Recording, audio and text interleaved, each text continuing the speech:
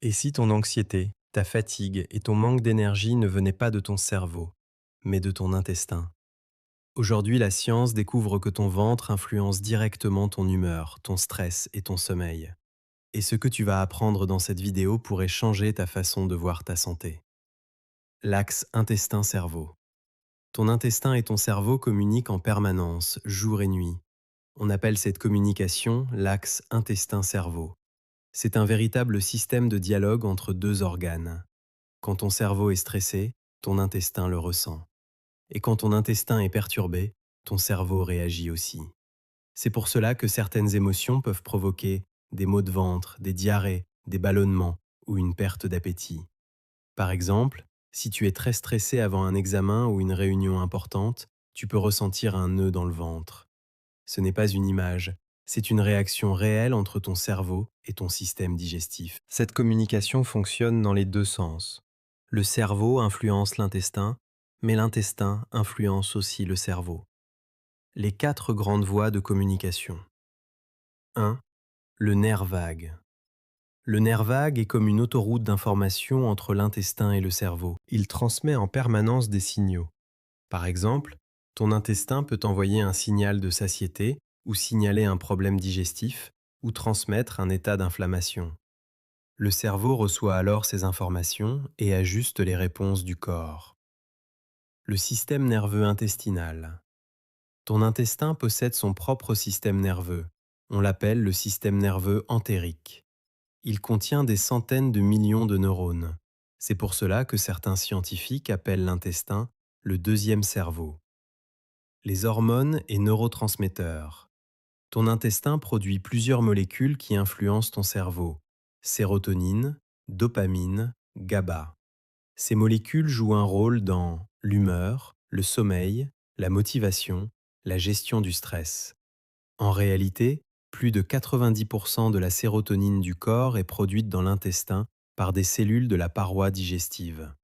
C'est pour cela que la santé intestinale peut influencer l'équilibre émotionnel. 4. Le système immunitaire. Une grande partie de ton système immunitaire se trouve dans l'intestin. Lorsque le microbiote est déséquilibré, cela peut déclencher une inflammation chronique. Et cette inflammation peut affecter l'énergie, la concentration, l'humeur, le sommeil. Le microbiote, un écosystème vivant. Ton intestin contient des milliards de bactéries. On appelle cet ensemble le microbiote intestinal.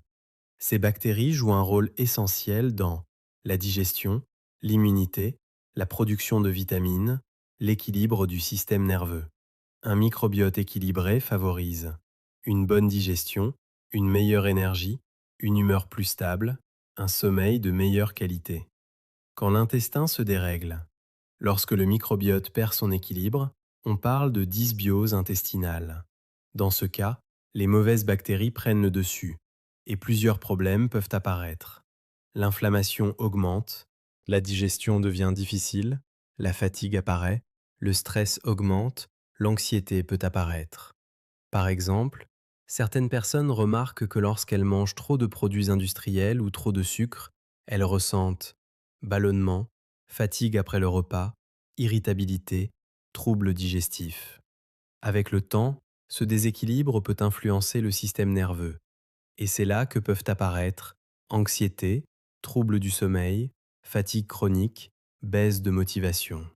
Quand ton intestin ne va pas bien, ton cerveau peut en subir les conséquences. Les causes du déséquilibre intestinal. Plusieurs facteurs de la vie moderne perturbent le microbiote. 1. Le stress chronique. Le stress modifie la digestion. Il peut ralentir le transit, modifier les bactéries intestinales, augmenter l'inflammation. C'est pour cela que certaines personnes ont des douleurs digestives pendant les périodes de stress ou des troubles intestinaux pendant les périodes difficiles. 2. Les antibiotiques. Les antibiotiques peuvent sauver des vies, mais ils détruisent aussi une partie des bonnes bactéries intestinales. Après plusieurs traitements, le microbiote peut devenir fragile. C'est pourquoi certaines personnes développent ensuite ballonnement, digestion difficile, sensibilité intestinale. 3. Une alimentation trop transformée. Les aliments ultra transformés sont souvent riche en sucre, pauvre en fibres, pauvre en nutriments. Or, les bonnes bactéries ont besoin de fibres pour se nourrir. Sans fibres, elles diminuent. 4. Le manque de sommeil. Le microbiote suit aussi un rythme biologique. Dormir peu ou mal peut perturber cet équilibre. Cela peut augmenter l'inflammation, le stress, les troubles digestifs. 5. Le contexte des Antilles. Dans les Antilles, plusieurs facteurs peuvent fragiliser l'équilibre intestinal. La chaleur, la déshydratation, les boissons très sucrées, les aliments industriels. Mais heureusement, nous avons aussi une grande richesse. Fruits tropicaux, légumes locaux, alimentation naturelle. Et cela peut être un grand avantage pour la santé intestinale. Comment réparer ton intestin naturellement? 1. Nourrir les bonnes bactéries. Mange légumes, fibres, fruits frais, légumineuses, aliments fermentés. Dans les Antilles, légumes pays, fruits locaux, plats simples non transformés. 2. Hydratation. L'eau aide les intestins à fonctionner correctement, surtout sous climat chaud. 3. Réduire le stress. Le stress bloque la digestion. Respiration lente, marche nature, musique. Calmer le cerveau, calme l'intestin. 4. Améliorer le sommeil. Un mauvais sommeil perturbe le microbiote. Routine du soir, moins d'écran, heure fixe. Test simple à faire. Pose-toi ces questions. Ballonnement fréquent, fatigue après les repas, irritabilité, envie de sucre constante.